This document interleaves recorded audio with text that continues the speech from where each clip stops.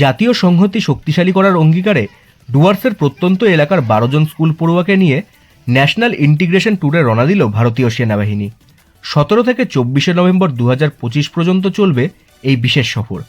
উদ্দেশ্য সীমান্ত এলাকার তরুণদের সামনে দেশের প্রযুক্তিগত অগ্রগতি, ঐতিহাসিক ঐতিহ্য এবং সাংস্কৃতিক বৈচিত্র্যের প্রকৃত চিত্র তুলে ধরা। এই সফরে অংশ নেওয়া প্রতিটি ছাত্রছাত্রী বানারহাট হাই স্কুলের নবম থেকে দ্বাদশ শ্রেণীর পড়ুয়া। সফরের অংশ হিসাবে ছাত্রছাত্রীরা দিল্লির বিভিন্ন স্থাপত্য, দেহরাদুনের ঐতিহাসিক সাংস্কৃতিক কেন্দ্র, সেনা প্রশিক্ষণ স্কুল এবং ওয়ার মেমোরিয়াল পরিদর্শন করবে। ন্যাশনাল ইন্টিগ্রেশন ট্যুর উদ্যোগটির লক্ষ্য দেশের নানা প্রান্তের তরুণদের একসূত্রে বেঁধে জাতীয় চেতনা, সম্প্রীতি এবং দায়িত্বশীল নাগরিকত্বের বোধ জাগানো।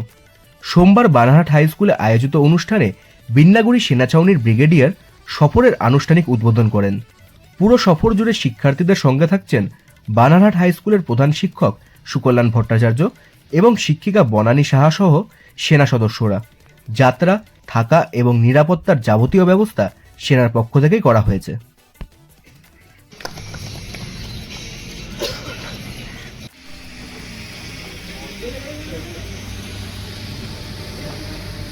ভারতীয় সেনাবাহিনীর অপারেশন সদ্ভাবনা প্রজেক্টের অন্তর্গত ন্যাশনাল ইন্টিগ্রেশন ট্যুরে বানারহাট হাই স্কুল নির্বাচিত হয়েছে। এই স্কুলের 7 জন ছাত্র, 5 জন ছাত্রী এবং 2 জন টিচার।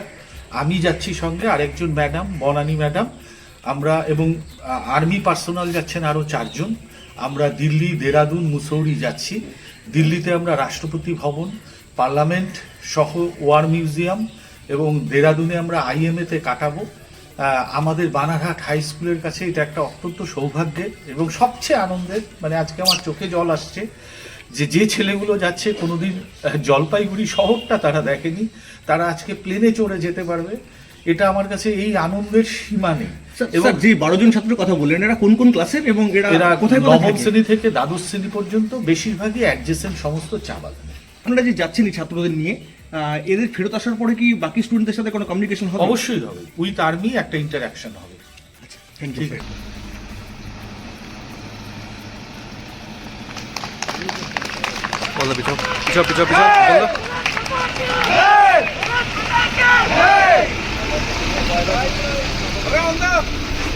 Bye bye.